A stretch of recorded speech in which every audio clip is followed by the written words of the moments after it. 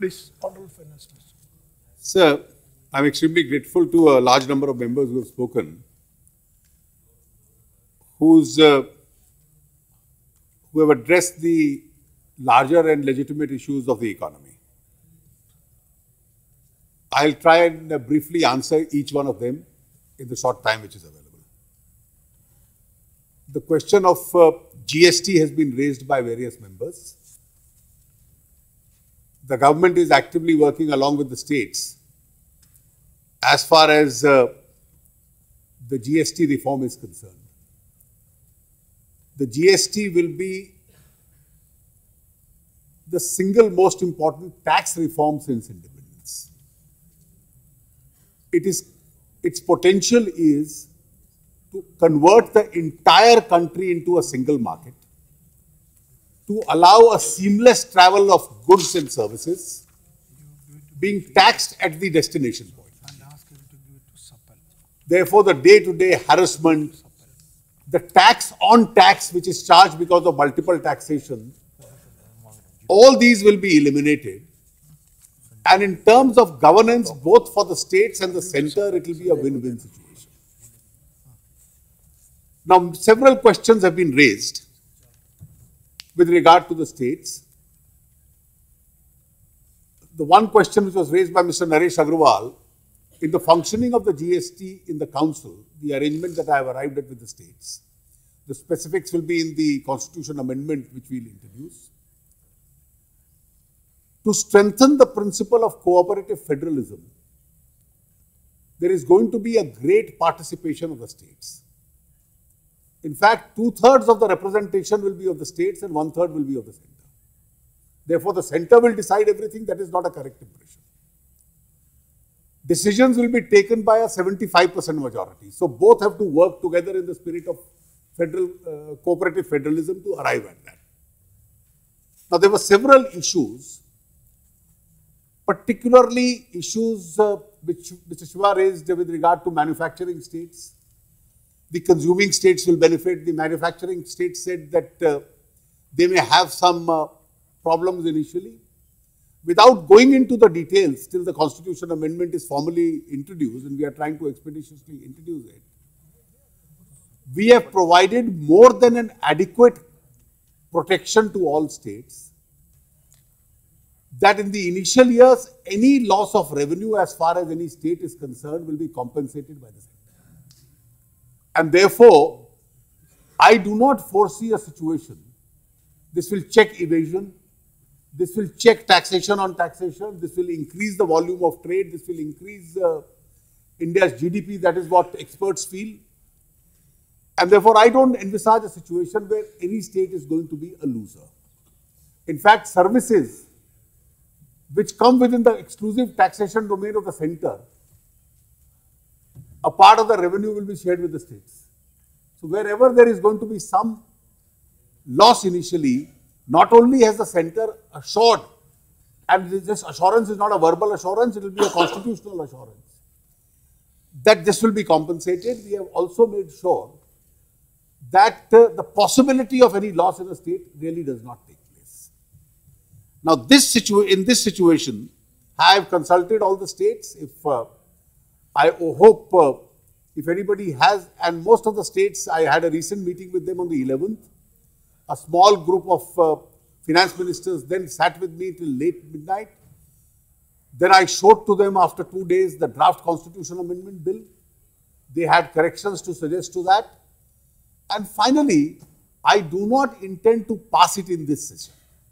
It has already gone through the standing committee mechanism. It's a collective bill which every political party and every state government has to accept. And we'll probably take it up in the next session itself as far as passage is concerned. Mr. Jairam Ramesh asked a question, what has changed between them and now as far as Gujarat is concerned. I can give a political response to the political nature of the query, but I won't do that. I'll give a fiscal response since it's a fiscal bill.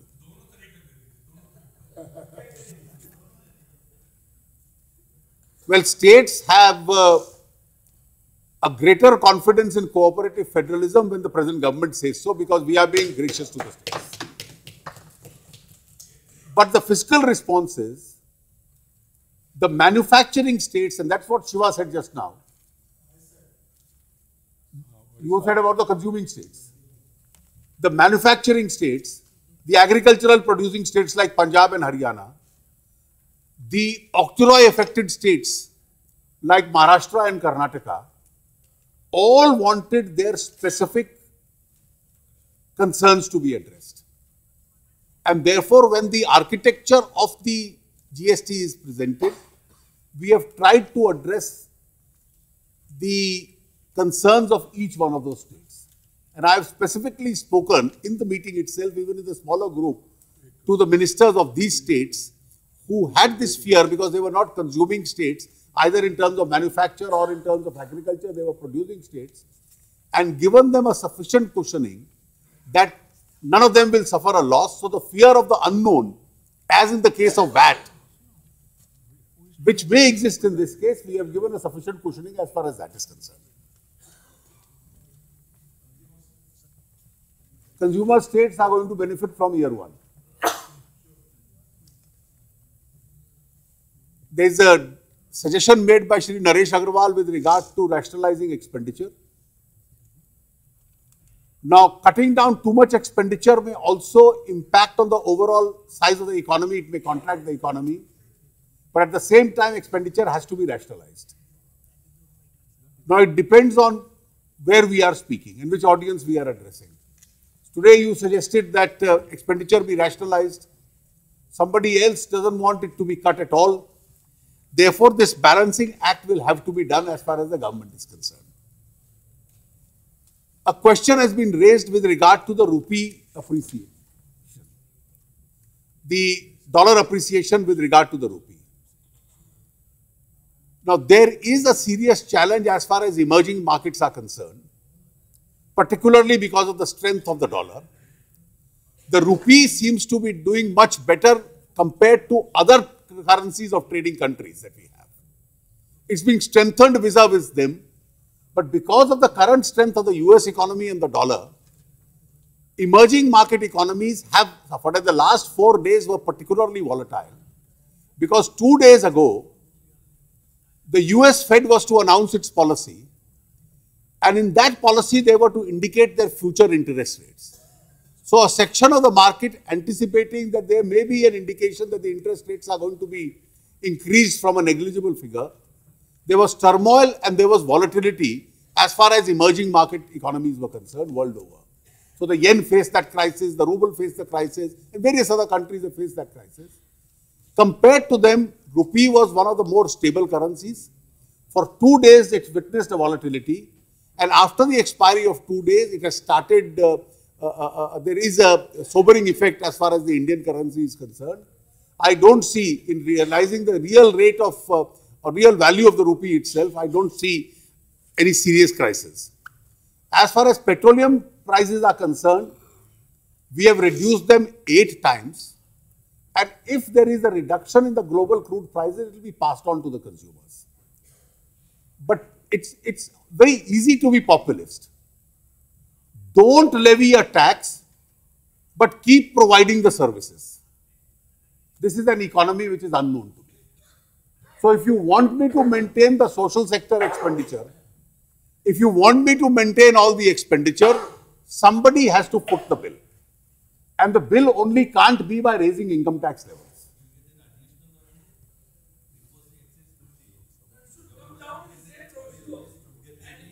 Please allow me to. Shuklaji, I can also mention, we have marginally raised excise duty and 8 times reduced the rates so that we have adequate money to supplement the social sector schemes. So, many of us representing political parties which are ruling in the states, I can give you the rate at which some of the state governments have increased the VAT and the tax on VAT as far as petroleum products are concerned. Not only Madhya Pradesh, governments of the party which you also belong to. Therefore, as against that, the centre has passed on most of the benefit as far as the states are concerned. There is a clear accounting. The center has no intention of anyway profiteering out of it. The oil companies have to write off their under recoveries also. The oil companies can't continue to be merely crediting the under recoveries to their accounts, and therefore with a balance of there, the oil companies did not raise it in the same percentage when the oil prices were $114. Therefore, as the prices are coming down, the burden is being passed on. You mentioned about the natural gas. The UPA government had fixed the price at $8.4. The Election Commission and the Supreme Court had intervened at that stage. It was left to the new government. We had appointed a committee. The committee went into all the facts. We want to balance investment in the natural gas exploration sector along with the real price as far as natural gas is concerned, so that there is no excessive burden also on the consumers. But at the same time, prices can't be such that it's a disincentive to investment also. And therefore, as a balance of these factors, after taking all factors, including international prices into consideration, the committee had recommended a price, so $5.61 was recommended, which has been implemented, which is far below the 8.4 as far as the UPA government is concerned. Now, there are various myths being spread. One myth is that Manrega has been cut down. The UPA provided 33,000 crores for Manrega. The NDA budget this year provided 34,000 crores. Over 23,000 crores as of last week had been dispersed. The states have over 3,000 crores as surplus at this stage. And the balance in the 4 months to come is going to be dispersed to the states. But though the entire money is going and being spent, a myth is being spread that the expenditure, yesterday I saw on the an email being sent through the social media, a fake parliamentary question and a fake answer. Does the NDA government intend to reduce the age of retirement to 58? The answer is yes. No such question has been asked, no such answer has been given. The government doesn't intend to do it, but it's a structured part of a political conspiracy that these myths are spread.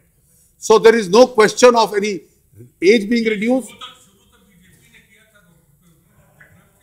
60 हमने बढ़ाया भैया. Social media पे fake जो news है वो BJP ने चुनाव में शुरू की थी, तो अब उसी पे शुरू हो गया है. Now this whole question of uncollected tax or taxes foregone. First of all, let us be clear, Rajiv, that this theory of taxes foregone, which your party always raises, is actually an anti-people theory. I'll use your phrase. No, let me answer taxes foregone. You raised it when the UPA was in power, you raised it when we are in power. And that is because along with the union budget, a booklet comes out. Now, in case there is a taxation on a certain product and you give a relief to that section of people. For instance, for provident fund you pay, you get a relief. For insurance policy you buy, you get a relief. For medical expenditure, you get a relief.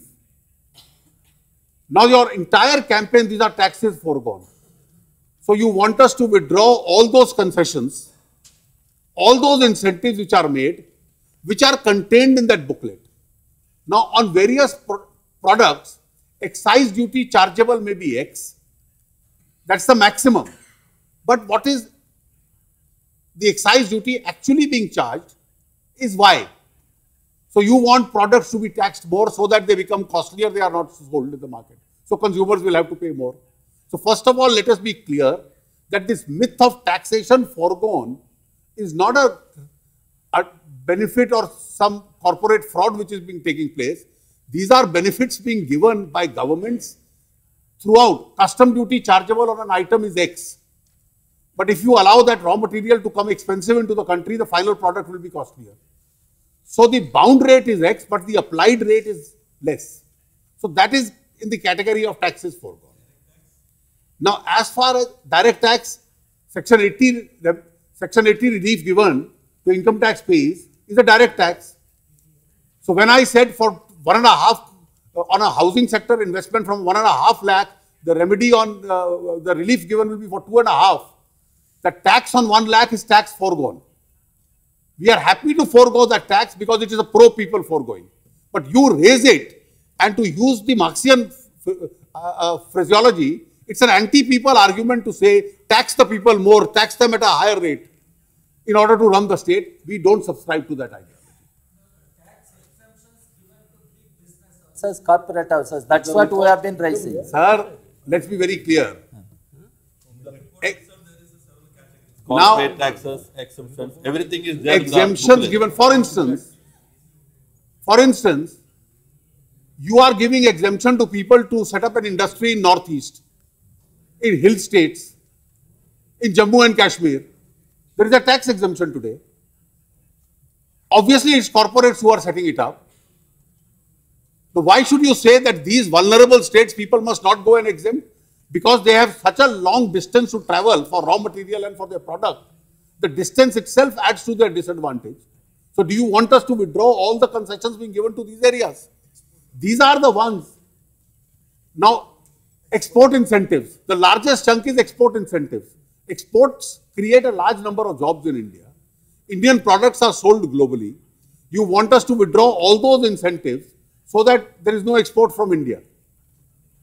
Well, please seriously reconsider the position you have taken. As far as uncollected taxes are concerned, these are assessment orders which are passed, and some people, and every effort is taken to attach their properties and claim it. Some people still evade the law, and therefore they remain on the assessment book that you are to continue to levy taxes as far as these people are concerned. Now, you've raised an issue as far as SC/ST expenditure is concerned. Irrespective of the structure of the alternative, that is going to remain. NPAs have not increased from banks in the NDA government. The UPA came to power with 2% NPAs. It left power with 6% NPAs as far as banks are concerned. And we are struggling to bring the NPAs down. As far as your PSUs are concerned, PSUs must be in a position on an equal footing to compete with the private sector. And therefore, no government, not at the least our government, is against the very idea of PSUs. They have an important role to perform. They can be withdrawn from sectors where it is not necessary. But then PSUs have to be run professionally. PSUs have to become competitive. You can't tell the common citizen that I will tax you because I want to do a loss-making business. There is a distinction between the two, and I do hope the policy of our government is clear as far as PSUs are concerned. Sir, with these few responses, I commend to this Honorable House to take into consideration the...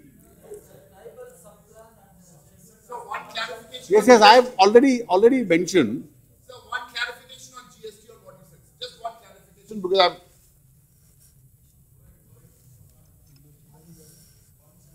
Sir, the only clarification I have through you, sir, to the Honorable Finance Minister on GST is that the Finance Ministers, the empowered committee of Finance Ministers of 29 states put together, and the Honorable Finance Minister gave them a patient hearing and a lot of time. Those including my state, sir. So the question is, after that, the Finance Ministers of the empowered committee of Finance Ministers were given the assurance. They had 2-3 very key points. Quickly, the first point was on the compensation on CST, which was due to them, and there were the other points on petrol, aviation, etc. Sir, will the Honorable Finance Minister please enlighten me and clarify, sir, that these finance ministers who were promised another meeting, whether that meeting took place or only 2-3 ministers were called, the Finance Minister of Gujarat, the Finance Minister of Punjab, and a meeting was held, because then those other finance ministers are feeling slighted before this bill comes on, sir, because they still would have some issues. I would be happy if the Honorable Finance Minister clarifies. Thank you, sir. One great advantage of having a quizmaster in the house is that you can convert the house into a puzzle. Now, on a simple issue, first of all, let me remind him among states which have conventionally supported the GST idea,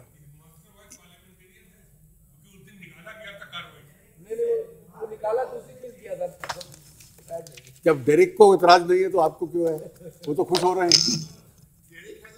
Humor, some people don't. I'm grateful to Derek.